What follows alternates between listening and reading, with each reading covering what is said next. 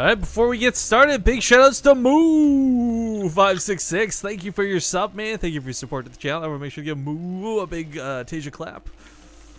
But this is the semifinals we're in right now.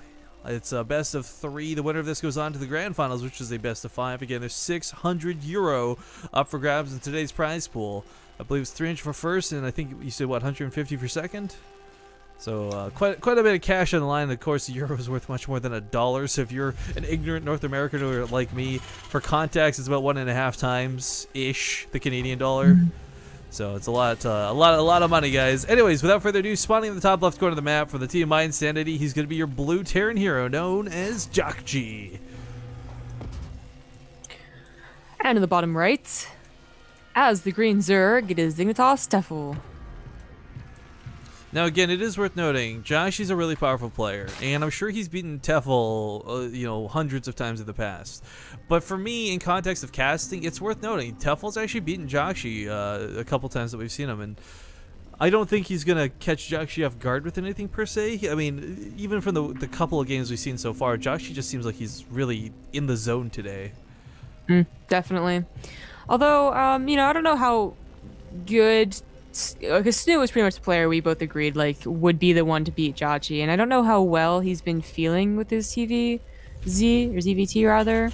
I want to say it's the one that he's not the most confident in, but don't quote me on that. But you know, if TEFEL is like someone who's like, yeah, I can totally do this, we might actually see a completely different game. It may have just literally been Jjakji not being, you know, completely on fire, but just getting, you know, lucky with his opponents. Well, you know, our Polish hero TEFEL is pretty good with his all-ins, and that seems to have been Jjakji's Achilles heel in the past. I haven't really seen him fall to all-ins recently, so I don't know, feeling good, feeling not good. I'm just curious to see if he's gonna go for like all-ins or if he's gonna actually try and play like the straight-up macro game in this series. I guess that's a better way to put it, in that like maybe the other two Zergs that he played, just he was comfortable against it. You know, there are players that you are comfortable playing against, especially if you know them really well. But if you know that TEFEL does things that you're just like, I'm not really comfortable with, then that automatically gives TEFEL a little bit of an edge. I don't know if Jjakji's really thinking about that though. I know Jjakji's probably like the last player that I can think of that's like sitting there like, oh man, it's TEFEL. I'm really worried about this type thing. I mean, it goes all the way back to him versus Lenok, you know, that GSL, when he was like, he's not gonna beat Lenok. Like, who is this kid? He doesn't have a TVZ and a GSL record, and he's like, whatever, bro. Like, beats him. I know, Jjakji's this guy who just, I don't know, when he's on fire, and can't stop him. It's that Queen song, don't stop me now. No, you're not gonna sing it? Come on, Zondergaard. I don't even know this song. What? Sorry. What? God, I learn new things about you every day that make me like we shouldn't be friends is what it boils down to. I'm sure if I actually heard it and not just you singing it, I'd be like, oh, I know that song. Alright, that's fair, because I do have like pretty much the best singing voice in the world, and I probably make the song sound so bad that you don't remember what I'm talking about. Yeah. But TEFEL's sticking on 2 bases for now. That's totally cool. I gotta say, it's been a long time since I've seen someone go for that really, really fast third. I mean, obviously you want to get that third up as quick as you can, but after you've got like the proper amount of saturation and the ability to support units behind it. Oh, I know what that song is now. I got it. Nice. It was Jjakji in the meantime. He's not going for that quicker third command center just yet. There we go. Now it's slamming it down. I was going to say, but it times out perfectly because, of course, Hellions will be on the way in just a moment's time. And you never really want to... You want to get the command center down first, because once you start making Hellions, you don't want to stop making Hellions. And it is a bit rough to make 2 Hellions. Like, if you guys have never messed up a build order before, don't make 2 Hellions and then make your command center. It delays it by so much. Yeah. Yep. I know that feel, bro. We've all done it at some point, let's be honest, but it's true, it's true. There's that third base coming from TEFEL. So like I said, not exactly the fastest throw in the world, but he does get it down at a pretty nice timing.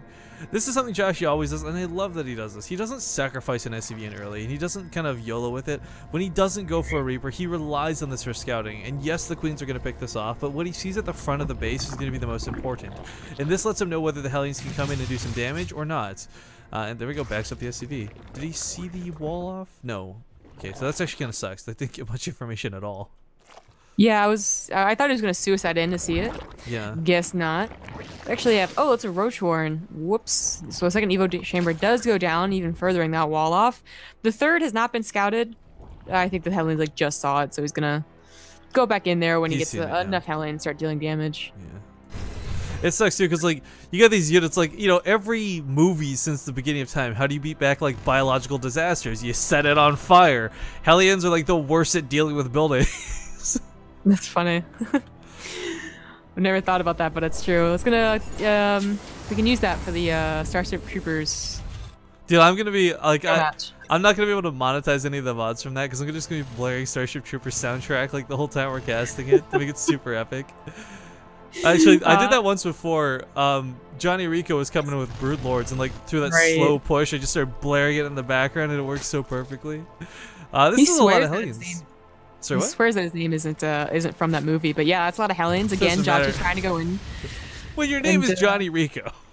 I know, right? Like, I'm like, it doesn't matter. Everyone's gonna assume anyways. But yeah, there's actually no way Jjakji is getting in there to deal any damage. No, but seeing the roaches out early, well, first off, this is weird in two ways. One, if he sees the roaches like this, again, TEFEL's a player who has played Roach Hydra a lot in the past, especially against Jjakji, but he's investing in the melee upgrades. These are the early game roaches, guys.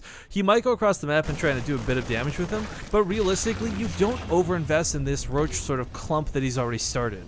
This is kind of like the early game. These are like nice units that you don't need to invest upgrades into and still have them be strong prior to like the 15-minute mark. Yeah. The thing about doing this, though, is that it really makes you very safe, you know, in the early stage. And so if you take damage, anything beyond this, then you messed up somewhere, honestly. As you can see, he's not going to stick on roaches as he is getting that +1 melee upgrade, but he's getting surprisingly fast infestation pit. I mean, if he's going to go up straight up to hive, it's going to be like a 10-20 hive or something. And I wonder if he's going to do like some type of... Because this is a lot of roaches. This is no longer like 15. He's going up to like 25 plus. You know, do like a fake almost, like attack and retreat. Although you can't really retreat with speedless roaches. This is combined with a very fast hive. Like, yeah, an absurdly fast hive. Why get so many roaches when, like, it's very possible you're going to give them away because they don't have any upgrades? I mean, for TEFEL, he scouted that this was bio. I mean, he saw the 2 Rex. He saw the tech lab researching stim. I mean... Yeah, this is strange to me, for sure. Maybe it's just enough roaches that this is like a perfect timing. No, I don't think so, though. Never mind. Not with that stim. Wasn't it. Like, even without medevac, stim is just so good. I mean, Jjakji's going to lose some things here, sure, but as we see, the roaches are That was so bizarre. Just wasted. I think this would have been better just staying at home to defend, honestly. I mean, there was the chance that maybe catches Jjakji off guard, but the chance, right? Like, Alright, so let's go over the losses here real quick, guys. First up, 26 roaches were lost, and that really sucks for TEFEL, but these are kind of cheap, inexpensive units. He took out the Hellions, so that's the map control circulator from Jjakji. He killed a lot of Marines and a couple of Marauders, so I guess that prevents drops from coming anytime soon, but again, that's his army value he just threw away. Well, I shouldn't say threw away. He traded. He did trade that. If he's going to go for fast Ultralisk, then this makes more sense, I think. No, I want to see him throw it on the Ultras You know what? Before I talk about it. There was a game not too long ago, Jjakji versus Nurchio. Same map, same scenario, where Nurchio went for those really fast Ultralisks, and Jjakji almost lost that game. It was a really big struggle for a really long game. But I don't know that this is going to be that same scenario, because Jjakji's in a pretty good spot after taking that early fight. Cute little fungal goes off, but of course Medevac's going to heal this up for now. Ling's trying to get a bit of surround, but the roaches are late to the party. Every Terran's pretty much every pro Terran's pretty much a pro at sniping infestors if they've played during the Wings Liberty days. So of course that's what he's doing with just one Marauder and a Marine, sniping as many as possible. 4, wow. He was pushed back though. So I was gonna say, like, if you threw on the Ultra stand, which he did, he does an attack and hopefully it doesn't get completely squashed. Like he trades kind of efficiently, which I would say he did. Like the army wasn't that big in the counterattack. And by doing this and having infestors, which are known for buying you a lot of time, you actually can buy enough time and not worry about a big army to get those Ultralisks by throwing those roaches away, quote unquote. A big thing with this too, by going for like this faster hive, this also allows him to get that 3-3 up really quick. It's worth noting that he started 3-3 and Jjakji's still not on 2-2, or not 3-3, but level 3 weapon upgrades rather. Jjakji's still not on 2-2. So if you're gonna work with Lings with adrenal glands and Ultralisks, this is gonna be a lot more effective than like normally. And I think if I had to guess, TEFEL's like thought process here is like combination of the Ultra Splash damage as well as infestors are gonna kind of make up for the lack of banelings. Yeah. That's one thing I don't like about going roaches first off, even though I think the game plan actually was a pretty good game plan, is that you get Marauders. you know, when you see your opponent going roaches. So you already have a suitable composition against Ultralisk, and the power of the Ultralisk is really when your composition is not that good. I mean, they're still powerful with Infestors, of course, but that's really when you see like Terrans lose the games right off the bat because they have nothing but Marines. Oh, that one of my hits going to go off on the drones while this is going on. We'll get a couple kills, but nothing too crazy. And this is the problem. Like, okay, so you guys might be wondering, like, you know, why is this, like, being a problem? There's no Mutalisk to shut down the medevacs. Drops are a viable option. How many times do you watch ZVT in recent days and watch no drops happen? It's because the Mutalisks are keeping the medevacs, like, under check and control. But, unfortunately, well, how did that Fungal hit one of those medevacs? They should have hit at least 2 of them. No, I guess he's not. Sometimes you just can't be used to. Jjakji's in the main. He's pushing to that 4th. He's dropping in the 3rd. He's slowly cleaning this up. His TEFEL, though, like, this isn't like the game versus Snoot where Snoot was just, like, completely screwed. He cleans up a lot of the drops. He's taken some drone losses, sure, but he's got Ultralisks out now. Yeah, and you know, he actually hasn't lost bases. He's lost drones, which is always bad, but I'd say losing a base in this situation actually would be worse, because you know what he's doing is that even though it's like, oh well, Jjakji's doing so well, and he's doing exactly what he should be, which is abusing the fact there's no Mutalisk, is you know, TEFEL's holding on while building up a really, really strong army. Yeah. So like, you know, Ultralisk Infestor is going to be super, super strong. It's just like, I feel, you know, we talked about it before, Ultralisk are a way to get you out of a game if you're in the lead, or even just like not in the lead, I guess. If he over-invests in them, that's still going to be the case. But I like that he's mixed this in so nicely. He's got the proper support for this. There's Lings with adrenal glands. There's a lot of Infestors. This isn't just Ultras by any means. Yeah. You know, I do like TEFEL's position right now. He's got a good army. He still has his bases. He's probably going to want to slap down a lot more static D, because Jjakji will guarantee keep on doing this. I kind of wish he'd push, though. Like, Jjakji's forces at home. No, TEFEL. Jjakji's forces at home are like... really not that big of a deal. There's a lot of medevacs, but this isn't the scenario where medevacs are going to really help you out too much. Not against this many Ultras. And looks like TEFEL's recognized this too. Pushing across the map, he's got Infestors, he's got Lings.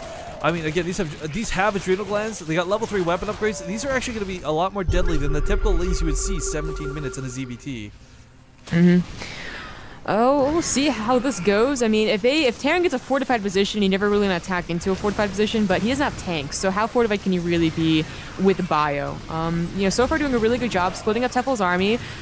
Actually, the 3rd might go under. There is a drop at the 4th of TEFEL as well, though, actually cleaning up a lot of drones. And the natural. TEFEL in full retreat, and his army's completely across the map. He's got to cause some damage or come home. He can't sit in between like he currently is. Looks like he will be able to clean up the space of Jjakji. It's going to force the lift at the very least. Get some SCV kills here too. But back at home, he's starting to try and recover this. The Ultra Scabber is being transfused like crazy, but it looks like it's going to go down in the end. Albeit just barely to 1 Marine and 1 Marauder. Medevac is going to go down with those inside of them. And 4th base fell as well. TEFEL, unfortunately, may have pushed that base back by forcing a lift, but he didn't kill it by any means. Yeah, and you know, Jjakji's buying a lot of time by TEFEL having to maneuver around to get a very Marauder-heavy army. You know, he's still kind of Marine-heavy, and also the 3-3 upgrades are about to finish, at least the 3 attack. That's going to be very, very helpful. He has a great position on the high ground. I cannot believe that TEFEL is taking this engagement. I can't. Look at those infested Terrans. Combined with the fungal growth, the Ultras get in from behind. Can he get this damage done? They're about to hatch. It forces all the medevacs back to the main, and TEFEL takes a really great engagement. I don't think so. That was his army. You know, and Jjakji still has an economy. He still has 76 workers. This planetary is going to go down, but he's going to be able to take down maybe 1 or 2 Ultralisks with it. Actually, with no burrow, he can't escape these Infestors. So and he has no Funkles anymore. Like now, he's actually down to that Ultralisk only composition. Jjakji, I mean, it's not over yet for either player, but I feel like TEFEL needs to make something work now, like maybe get into the production now, or Jjakji's going to win. And this is a great position for Jjakji again. And TEFEL never retook those bases, guys. He's taking so much damage behind this. Main's still being dropped. 3rd base fell. 4th base fell. TEFEL's working off of 2 bases. Jjakji's kind of in that same scenario somewhat, but of course he can just land and drop mules at this new 3rd. He still has 71 workers. Oh, wow. Look at all these CVs that ran to the top of the map. I didn't even realize all the ones that ran away. Both players have killed a lot, though. Jesus Christ, Jjakji has killed 71. TEFEL's only killed about 22. But I think TEFEL did a little more structural damage there. But in the end, it's still 193 supply to 67. Let's not try to make this look what it's not. Yeah. Good game. That can definitely happen. There's actually a lot of games where it's literally like that happens, a counterattack, and they feel they need to rush in with the Ultra Scarlet army, and you know, sometimes it works. It was honestly the whole attacking up a cliff without the Ultralisk. I it like did that okay. attack on the cliff. Yeah, but the dedication of staying on that cliff, I think, was what really screwed him there. Just I don't know, just not being able to get the Ultras go over there for so long. Like, imagine if the Ultras actually swarmed that army. I think TEFEL would have won there because he would have gotten to the production line. But you know, what ifs, could have, whatever. Yeah, coulda, woulda, shoulda, and what have you. I don't know, a good game nonetheless. Let's be honest. That was not your typical TVZ, and Jjakji just well, I don't know. We'll see if he's been set off guard by that by any means. Coming into map number 2, it's going to be on Daedalus Point.